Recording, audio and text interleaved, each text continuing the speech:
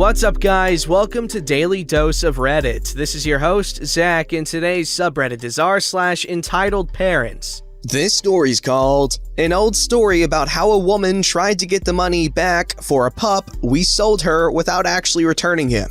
This happened a good while ago, but I was discussing it with my mom recently, so it's still fresh, and the one part of the conversation here I always remembered, as I had never heard my mom angry at anyone other than me and my brother before. It was scary enough. Also, I can't tell a short story to save my life. Sorry. Background. So, when I was around 15, our two dogs, who are both the same age, had him since he was a puppy for a company for a 17-year-old basset hound, who sadly passed, so we adopted a female basset to keep him company. They had been together for a year around this point. With neither of them being neutered, they decided it would be loads of fun to make a crap load of babies. And I mean, she birthed 13, but 11 lived as 2 were stillbirths, with us helping to raise them too, as it was a lot of puppies. As they were purebred basset hounds, they were quite expensive dogs to buy, so we sold them to people. For the price they paid us, we neutered and shipped the dogs, as well as giving them pet insurance forms and an application to join the Dog Breeders Association of where we live. Both could be sent only by the owner and both cost money. But we did not let people register the puppy under our number, as they were not our dogs and it was illegal, but it would be cheaper for the new owners. Story. So this mother, we shall call Deborah, didn't have the Karen look but nearly had the attitude, came with her 2 young kids, picked out a puppy, and tried to pay a fraction of the price we were selling them at, as we couldn't expect people to pay that price for them. Keep in mind, this was towards the end of the boom, and we were selling them for at least half the price, as we didn't want to rob people blind, which a lot of breeders were doing at the time. Please don't think we were these crappy breeders that farm dogs. We love our dogs and have met some of our puppies all grown up. She then tried to buy our female dog. I'll pay full price, but I want the mom as well for that price. We adore these dogs, especially my mom, who shut that down pretty fast. She paid full price eventually, and we gave her a stern warning to fill out the forms and send them off ASAP, as you never know what might happen. An older dog of ours had been run over by a neighbor in our damn house, and the insurance paid to make him comfortable while he was put down. Rest in peace, rascal. And 50 euros luck money back from what she paid. It's considered good luck here. My parents gave every other person 100 euros back. 1 week later, Deborah rings my mother and tells her that my mom needs to give her our Dog Breeders Association number to register, as it's cheaper, and my mom shuts her down hard. There were a few profanities thrown at my mother, who was not impressed. She loathes swearing, so my mom hung up. Around 6 months later, she arrives at our door unannounced, no pup or anyone else with her, demanding that she get a refund on the pup. We were highly confused, to say the least. When she eventually stopped shouting at us, we finally figure out why she was here. Turns out, our female dog has a disease called elbow dysplasia, which means her elbow sticks out, and had been missed by our vet. We thought it was normal, as she looked like that since we've had her, and she never had any issues walking or never showed pain during walking. So this unlucky pup has it too. We explain and prove that we were unaware, and that she had seen the pup's mom and dad when she came to pick the pup, and gushed about how beautiful the mom was, as well as trying to steal her, so she never copped it either. This did not please Deborah, and cue her screaming again. During this rant, we find out why she was at our door. She wants us to refund her the money she paid for the pup, including the 50 euros we gave her back as the luck money, which she conveniently forgot we gave her, and pay 2,000 euros for the surgery. My mom got her to calm down and speak like an adult, and this conversation occurred. Okay, but why are you here? We gave you insurance forms, and your insurance will cover the cost of the surgery. I didn't think I needed insurance, so I never bothered with it. It's quite expensive, and he seemed perfect. Insurance for a year at premium rates is around 250 euros. Well, unfortunately, I can offer you 2 options. Either return the puppy and we will refund you, or leave and keep the puppy. But he's family now. The kids are so attached to him and we trained him so well. He's a very good boy. We'll take the dad so as the mom is broken too, and we'll keep the pup as well. It's the least Mom and I could do for the inconvenience of having to come all the way down here.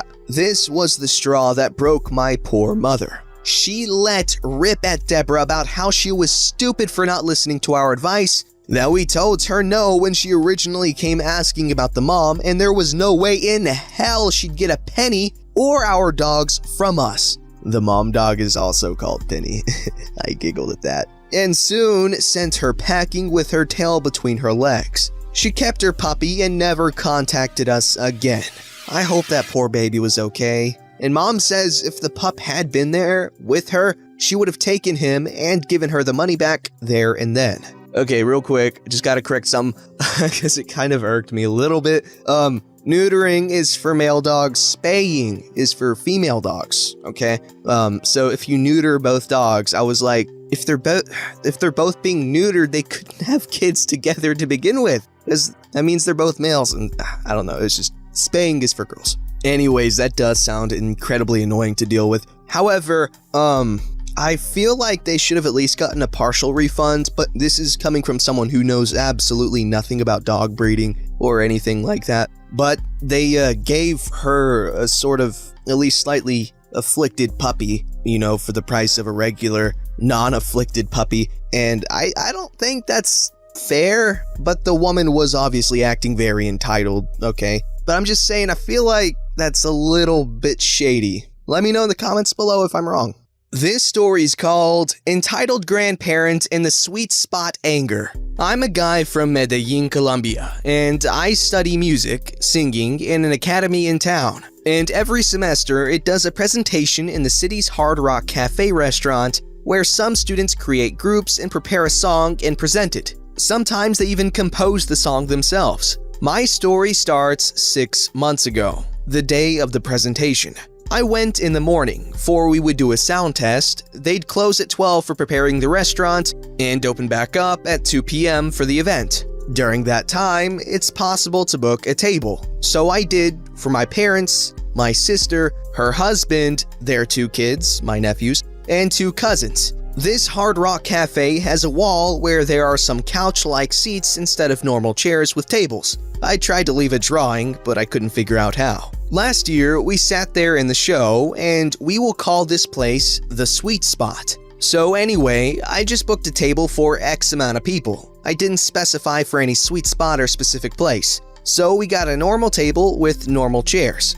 And I went out to get some lunch with some friends from the academy in a mall across the street. Since food at Hard Rock can be a little bit expensive for what and they I guess, was in the capacity of paying. I ate a 15-centimeter sub, and around 1 p.m. we were heading out of the food courts and back to Hard Rock Cafe. On the way, my dad, grandfather of my nephews, therefore he will be entitled grandfather, rings me, so I pick up. It goes something like this. Hi Dad, I just had lunch. How are you? Where are you? In the mall across the street? Why? Because your sister and her family are there in Hard Rock. Why aren't you there? What do you mean they're there? The event starts at 2 p.m. Why didn't you book a sweet spot? What? I can't ask them to book a specific table for me. They just see what books they have and organize the restaurant accordingly. Not an idea if that's how it works, but I was just guessing. No, they don't have the right of reserving the table they want to reserve you. You could have asked for the sweet spot. Now, where will sister and nephews lay if they fall asleep? Which is what happened the time we got the sweet spots. They're still babies. I don't know, we can carry them or something. Do me a favor and go tell them to change to the sweet spot. Me becoming angry already, I'll try. And then he hung up without even saying goodbye. I arrived at Hard Rock and asked a lady if it was still possible to change my book seats to the sweet spot. The answer was as I expected. No, the seats are already taken. Duh. I'm even glad they didn't book us that spot, because anyway, my dad, entitled grandfather, only wanted it for his grandsons to lie down and sleep on them. Like if they couldn't sleep in someone's arms. I mean, they're babies, you can carry them. Anyway, I called my father again. I didn't even greet him. Dad, they can't change us to the sweet spot, the table's already booked. For freaking God's sake. Okay, what else can we do? Honestly, what a mistake. It even makes me feel like I don't want to go. That made me so freaking mad. Music is my life, and I'm aspiring to become a musician. And the fact he didn't want to come see me be freaking happy for once while I did what I liked because a freaking table made me explode. I talked to him in a cold, serious way. I think the maddest I had ever talked to him. The assistance is not an obligation, Dad, so don't come if you don't want to. And I hung up and went inside with my family. Neither my brother-in-law, my sister's husband, I Google translated it, nor my sister were mad about not being in the stupid sweet spot, so there were no worries. My mom came afterwards, along with my cousins, and sometime afterwards, him. I didn't direct words at all to him during the event, except for some short answers when he told me something, just for being a little bit polite. What bothered me the most is that when he arrived, he said to me, "My baby, don't say those things. Why wouldn't I come to your presentations?" Because of a stupid freaking table? You know that I'll always be with you in your dreams. Canned laughter. He was acting so natural, as if he wasn't mad at anything at all. My dad is a good man, but when he starts with his entitled crap for his grandsons, he seriously gets me mad. And even more so when he acts like nothing is wrong towards me. The rest of the day was normal though. I sung on stage. Curious enough, the song I prepared was Numb by Linkin Park, which really expressed the way I was feeling in that moment, and won the applause of the public, and I assure you, there's no more comforting sensation. It really helped me get it off my chest. Yeah, it really sucks when your parents don't support you in what you want to pursue and all that, but honestly, an outsider's perspective, it looks like your dad was trying to make up for maybe being a jerkhole before the events, when he was being sweet to you during the event. But, that's just my outsider's perspective. I don't know the dude. So, yeah. This story's called, Apparently I'm Not Supposed to Take My Dog into Pet Stores. So today I had to take my dog to the vet for her semi-annual blood test. She absolutely loves going to the vet and was super excited to go play with all the techs. Afterwards, we walked to the pet store just down the street because she's definitely on the nice list and deserves a new toy for Christmas. Now, my dog is an Akita, so she's pretty big and I understand that she's a little scary looking. She's also super gentle and seems to understand that kids especially can be intimidated by her. So, when she sees new people, she won't run up to them, but she will get excited and start wagging her tail, which is adorable because it's a curly cinnamon roll. As a result, I don't feel the need to do anything like pull her away from scared people. I honestly think that only makes it worse. So, we walk into the store and it's pretty quiet. We are just walking towards dog toys and my dog is laser focused on the table of dog treats.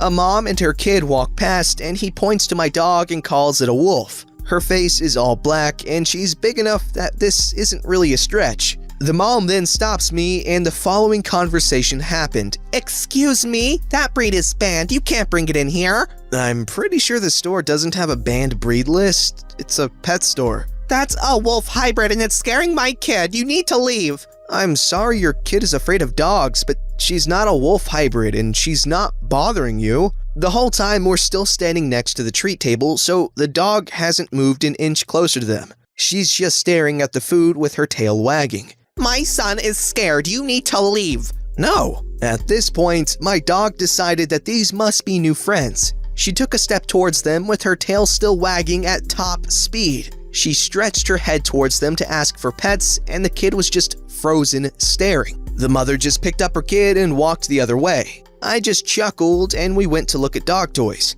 When I went to check out, the cashier told me the lady had complained about my wolf hybrid, and they had to tell her that all dogs who aren't acting aggressively are more than welcome in the store. The lady was ignored and my good girl got 2 treats from the nice worker. Not a very climactic or crazy story, but I was amused that some crazy lady thought a dog shouldn't be in a pet store. Oh yes, the trademark of an entitled parent.